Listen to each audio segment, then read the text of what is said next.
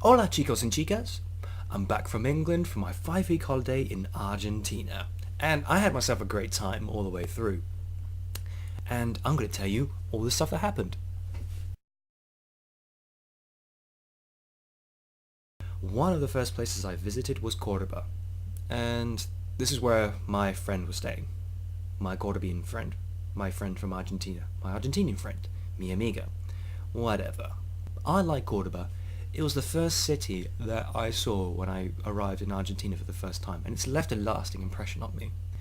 It's got some nice areas, some posh areas which I'd like to live, but it's also got some lots of run-down areas, and really run-down areas. This is particularly true about the city centre,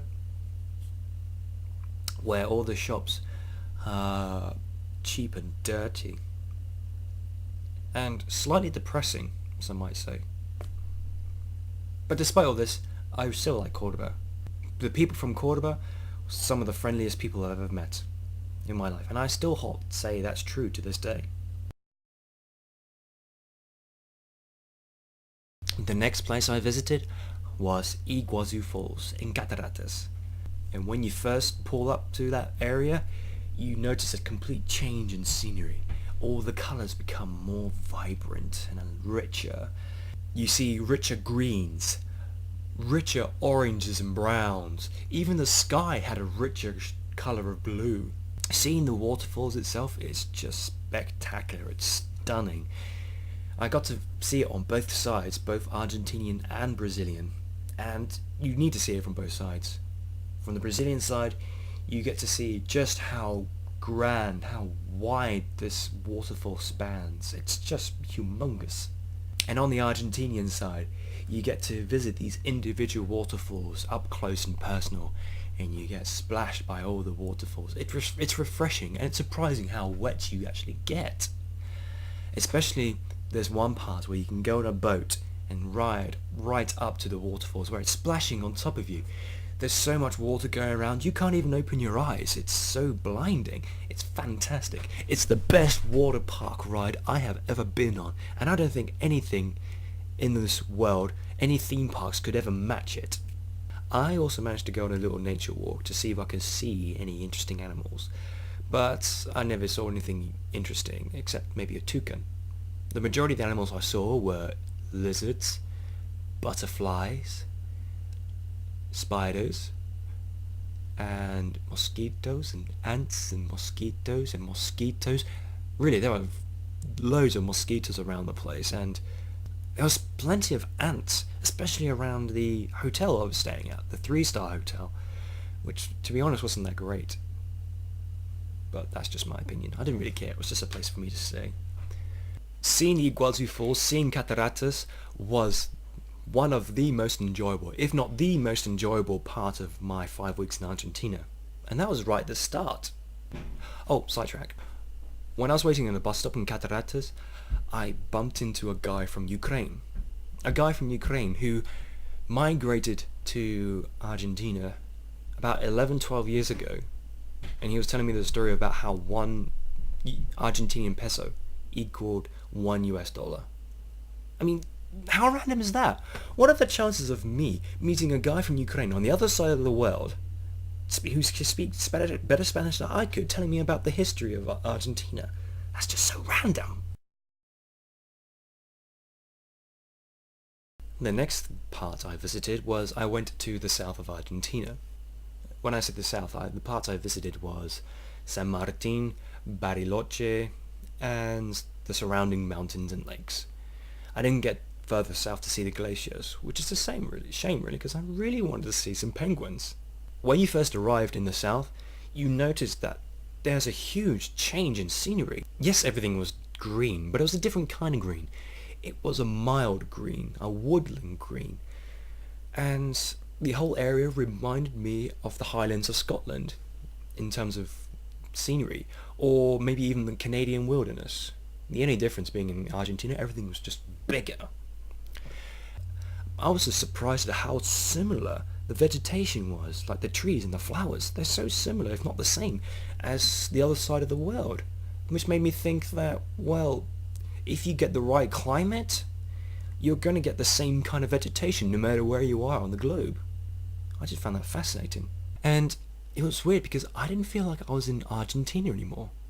I felt like I was in a different country. I think it's amazing that in this one long country of Argentina, there's so many different climates that you can visit, so you really do feel like you're going somewhere else. It's no wonder most people don't leave the country. They have everything they need in terms of environments in one long place. Because I made this familiar comparison to other places, it didn't feel new to me.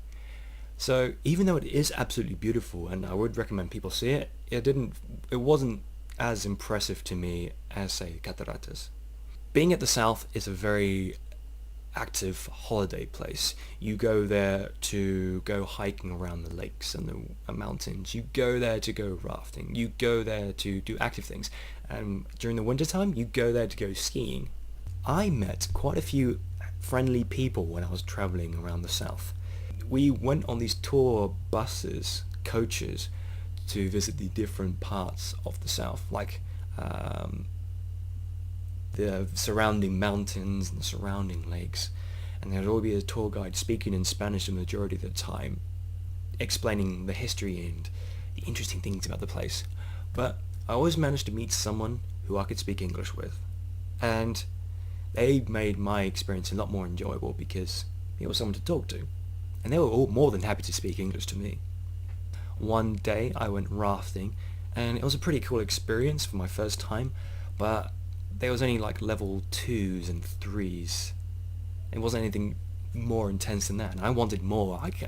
I want faster, more rapid rapids, if you see what I mean. So that's got me interested in doing rafting in the future. The city centre was very clean, very touristic-like, and the architecture was like woodland cabin style.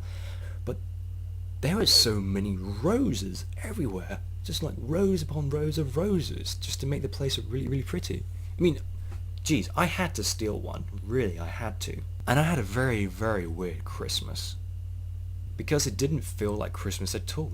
On Christmas Day, I went on a coach tour around the 7 lakes, Siete Lagos, and we ended up in Bariloche for a couple of hours. And fortunately, I happened to meet a Brazilian family there on the tour who could speak Spanish, and the daughters could speak English, so I spoke to them. But there wasn't any strong presence of a Christmas theme.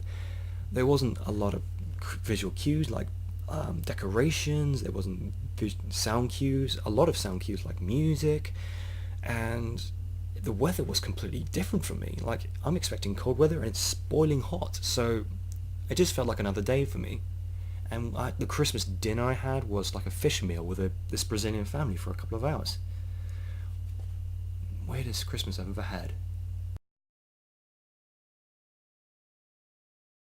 For New Year's Day, I went back to Córdoba with my Cordobayan friend, and we spent it with her family and her friends at her house. We had a meal, we drank lots of wine, we waited for the countdown to happen, and when it did happen, everyone was lighting fireworks on the streets, in the middle of the street. And well, that's, I'm guessing, because they don't really care about their own safety more than anything else. And besides, it's New Year's Eve, it's not so bad.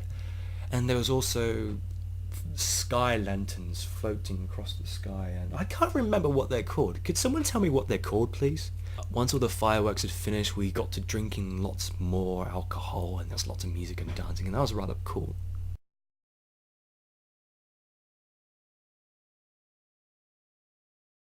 This video was brought to you by the fine people at Simiplast. Visit their website and see what the fuss is about.